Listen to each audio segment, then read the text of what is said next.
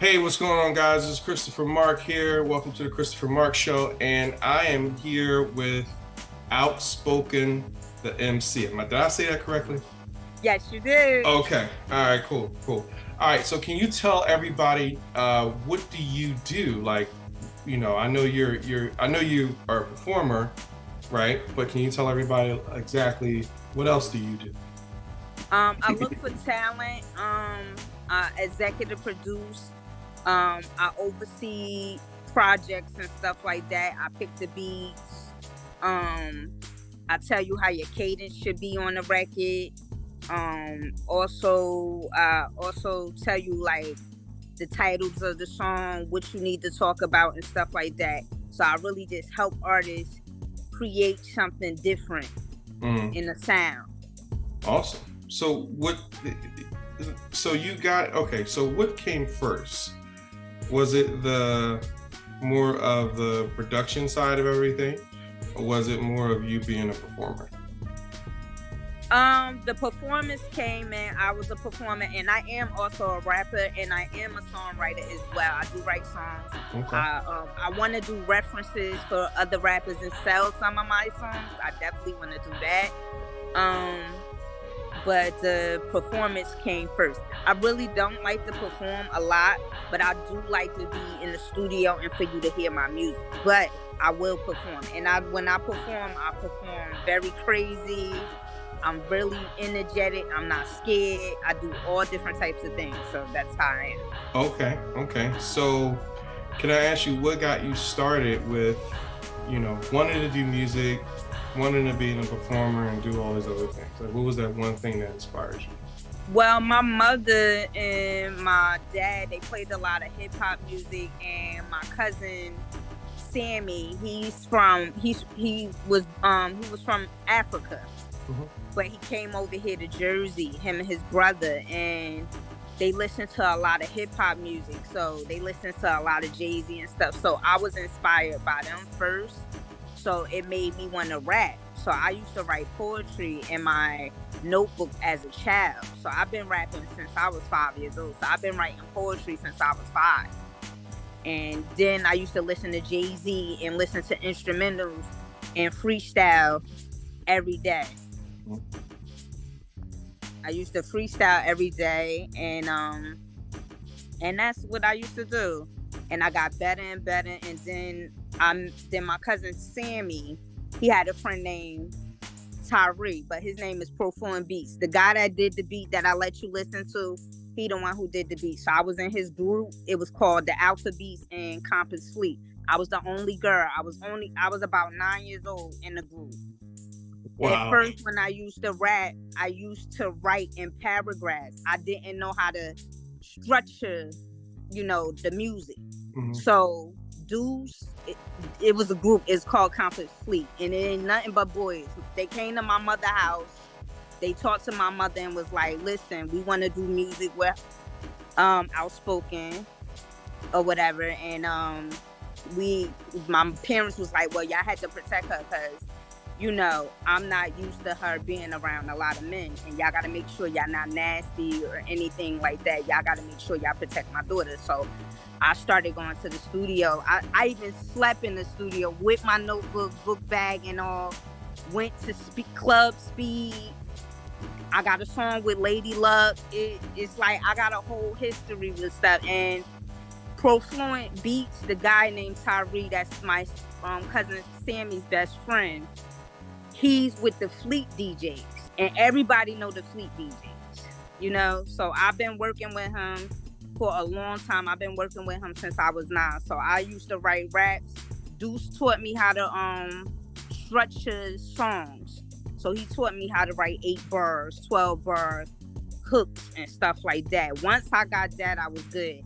I'm very good with freestyling. I freestyle off top. I don't write my freestyles and recite them and do that. No, I do stuff in the room. Sometimes the freestyle might not even make sense, but you can feel the energy with the freestyle. So, do you? Let me ask you this: do you, when you first got started in music and in learning it and feeling the vibe of it, was it, what was that part for you that really stuck out that you felt like, okay, I'm going to do this forever? I had went to a freestyle battle. I was about 12 or 13. My mother came. A couple of people from my family came. It was a big battle thing. I lost because I had got scared a little bit because I was young. Right. And it was this guy named Ace. He was like one of the biggest dudes in North, best rapper or whatever. I'm 12, whooped his ass. But it was this one female. She scared the shit out of me because she was so lyrical. I choked the fuck up. I was so mad that I choked up. I was mad. That day was like, fuck that. I love this shit. I ain't gonna never let choke up no more. And ever since then, I've been freestyling and I never choked up no more. Now I'm good. Okay. All right. So so from this one experience, you was just like, all right, I'm never again. Like I can't be in this. And you were 12? Yeah, I was 12. Man. Yeah, it was a dope ass battle. I got a song with Lady Luck. I was 16. I have a song with Lady Luck and Drift at 16. Wow. And I'm talking sexy on the record. Right. Yeah, it's on iTunes. So when now do you what drew you from performing to doing producing? Well, I always admired Puff Daddy, Missy Elliott, and I just didn't want to just be a rapper. I always wanted to help other artists get their just due. So I always wanted to do that. I always wanted to be an executive anyway. Gotcha. Okay, so since I was a little girl. It was something that was just you were always passionate about. And was like, I always wanted to be the Puff Daddy rapper and then help other people with their records. Okay, so you but the only difference with Puff Daddy, I write my stuff. Okay, so you're I'm imagining you in and out of the videos. I was always imagining Puffy and how he did his thing. I'm just imagining you doing that. Okay. So with the artists that you're working with now, how do you choose your artists? Like, what is it about them that has to stand out in order for them to really be able to work with you? I build a rapport with them first. I have to get to know them first. Okay, so this is basically his personality based before the talent. It's not necessarily like, hey, I'm talented. I gotta live with you. And I gotta live with you. And being that I gotta live with you and we gotta work together, I have to know who you are. Right. Before you could come in my space, your energy could be different. Right. Has there in your experiences, been anyone where you were like, this didn't work for me? Yes, I had a situation like that. I had an artist, he was more like a DMX to me. And if you know what I mean by DMX, he had a lot of demons and stuff like that. I had to let him go because it messed up my psyche and stuff like that. He just was all over the place. And then he had a substance abuse problem as well. So I couldn't deal with that. So I had to cut him off. So now I'm just working with one artist. But I did have a artist like that. And he was very talented. He was more like a Uzi Bird type of artist. But he had a lot of issues with himself. Right. Okay. What do you think it is that holds most artists back? Do you think it's like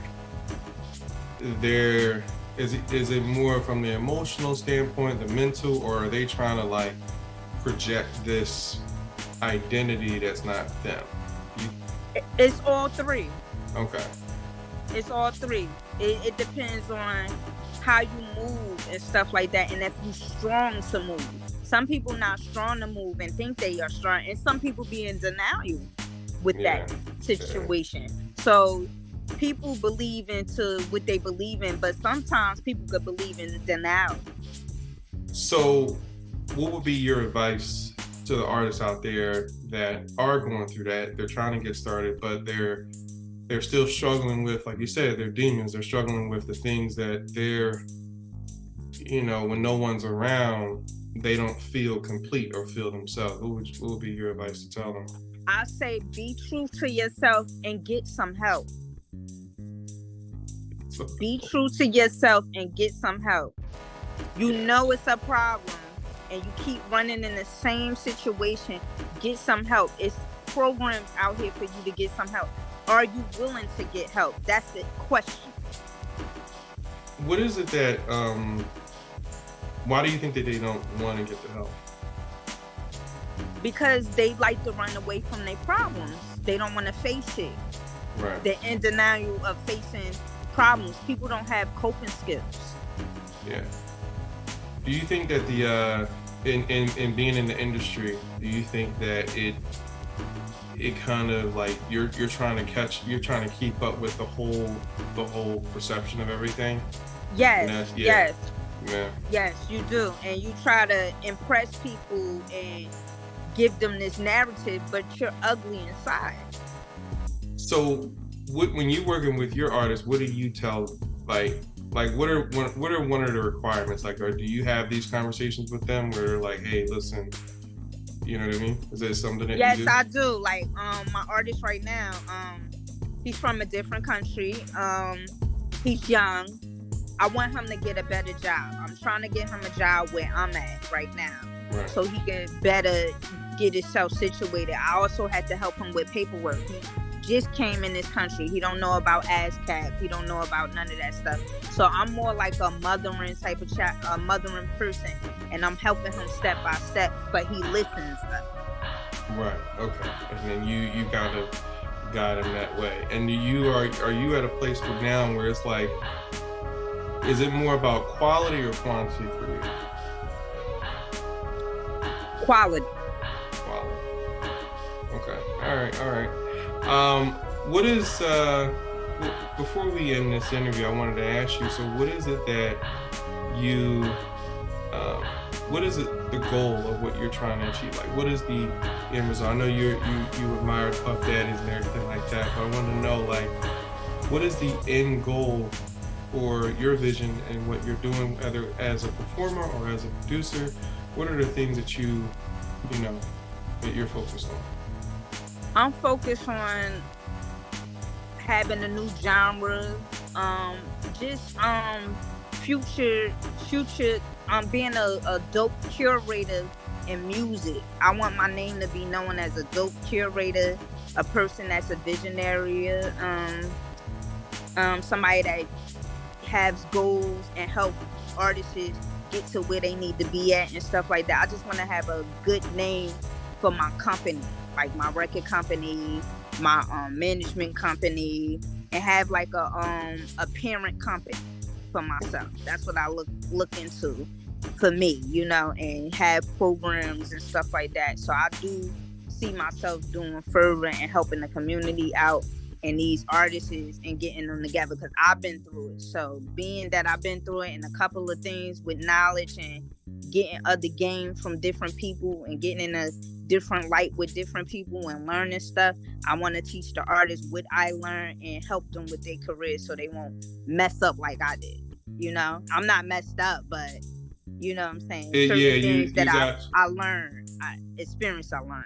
Yeah, like I'll tell people all day, it's like the reason why I started building this community is because of my failures. Like, I've had failures, I've had successes, and I want to be able to guide and help people along the way, say, hey, okay, this is what you're missing, this is what you need, this is how to make it work, so forth, so on. Because it then, what's the point in you going through these eras in your life and then not learning it and then not being able to help somebody else? You know what I mean? That was the whole point of it. So I understand where you're coming from.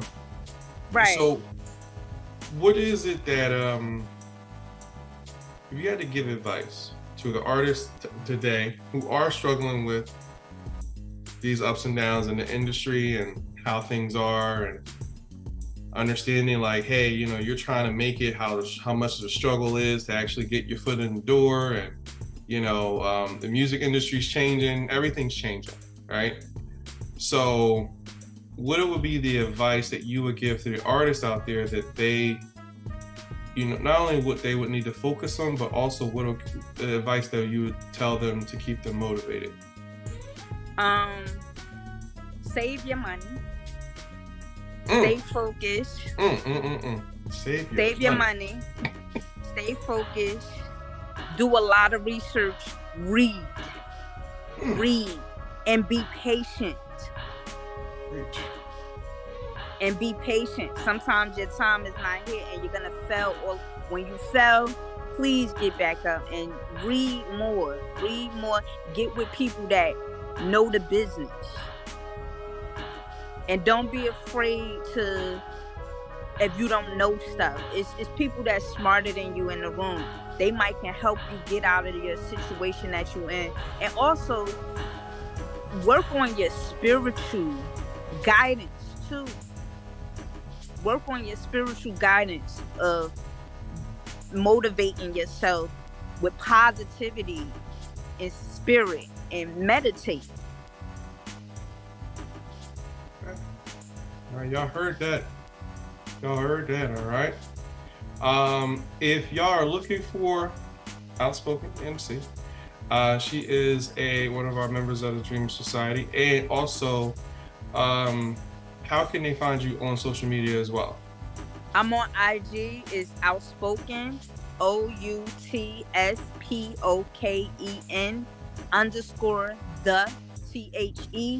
_the M is in Mary, C is in Charles.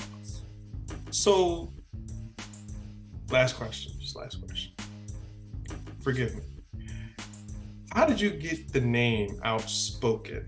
Like, what happened? Like, were you like, when you were young, were you like always yelling at people? Was you telling people how it is? Like, I'm gonna tell you how it is. Was that happened? Yes. Is that it? Okay. Yes, that's it. My baby, okay, this is what happened. My cousin Sammy, what I told you, that's my inspiration there. My cousin Sammy is into hip hop. He loves hip hop or whatever.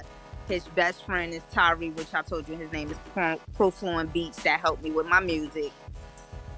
They gave me my name. First, it was the Untouchable Rule, because that was the name I gave myself. And they was like, oh no, that's not marketable. That's not marketable, and it's not you.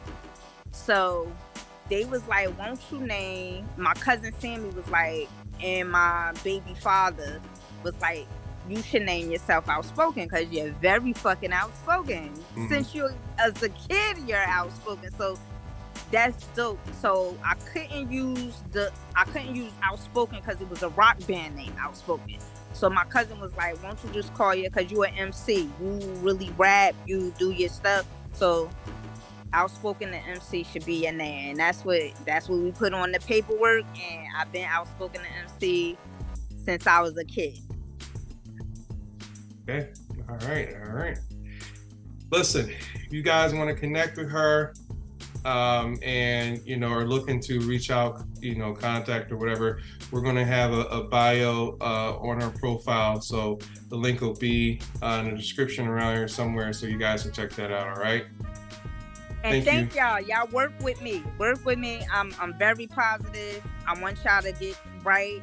I'll even if you need to learn about the music business, we could do some Zoom calls and read and stuff like that. So let's get it. Let's work. Y'all heard it. Thank you guys. I'll talk to you guys soon. Peace. Peace.